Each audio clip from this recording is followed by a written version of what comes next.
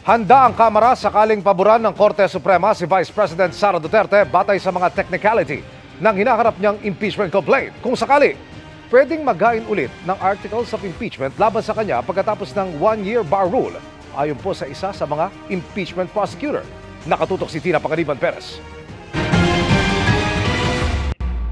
Pinabalangkas na ng Kamara ang sagot nito sa mga katanungan ng Korte Suprema kaugnay sa petisyon ni Vice President Sara Duterte na humaharang sa impeachment complaint laban sa kanya. Kabilang sa tanong ng Korte Suprema kung ano ang nangyari sa unang 3 impeachment complaint na inihain laban kay Duterte. Matatanda ang magkakasunod na inihain ng 3 impeachment complaint na hindi na gumalaw hanggang sa umarangkadang ika-4 na impeachment complaint noong February 2025. Sabi ni Manila Representative Joel Chua, isa sa House Impeachment Prosecutors, sinunod daw ng Kamara ang konstitusyon, ang rules on impeachment at mga dating desisyon ng Korte Suprema, lalo na sa one-year bar rule na nagbabawal sa mahigit isang initiated impeachment complaint sa isang impeachable official sa loob ng 1 taon.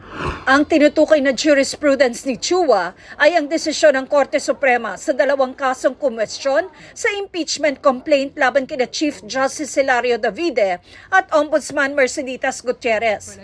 Dito inilatag ng Korte Suprema kung ano ang ibig sabihin ng pag-initiate ng isang impeachment complaint na siyang basehan ng one-year bar rule. Una, ng filing ng verified complaint at pag-refer sa House Justice Committee for action. No? Ito po yung supposedly dapat nangyari sa unang 3 na mga impeachment complaints. Pero hindi po ito nangyari. There was no referral to the House Committee on Justice.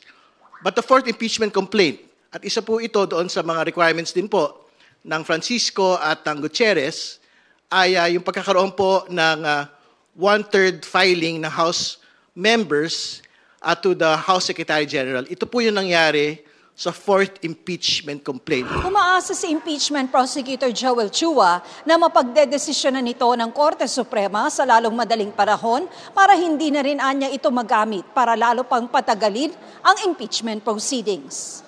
Wala pong dahilan para antayin ng Senado kung ano po ang magiging desisyon ng Korte Suprema dahil wala naman pong TRO na nilalabas. So sa ngayon, dapat po mag-proceed pa rin po ang trial hanggat hindi po ito pinapahinto ng Korte Suprema. Sa delay po na nangyayari sa Senado, parang aabot na rin tayo sa one-year bar rule. Pero paano kung pumanig ang Korte Suprema sa bise? And of course, kung may TRO, di siyempre susunod ang impeachment court.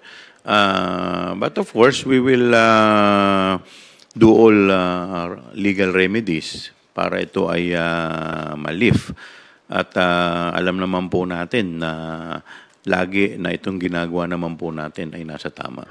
Ang articles of impeachment, pwede naman daw ihain ulit matapos ang one-year bar. Wala namang violation eh. Ang pinagbabawal lamang is yung period.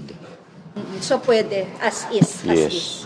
Para sa GMA Integrated News, Tina Pangaliban Perez, nakatutok, 24 oras.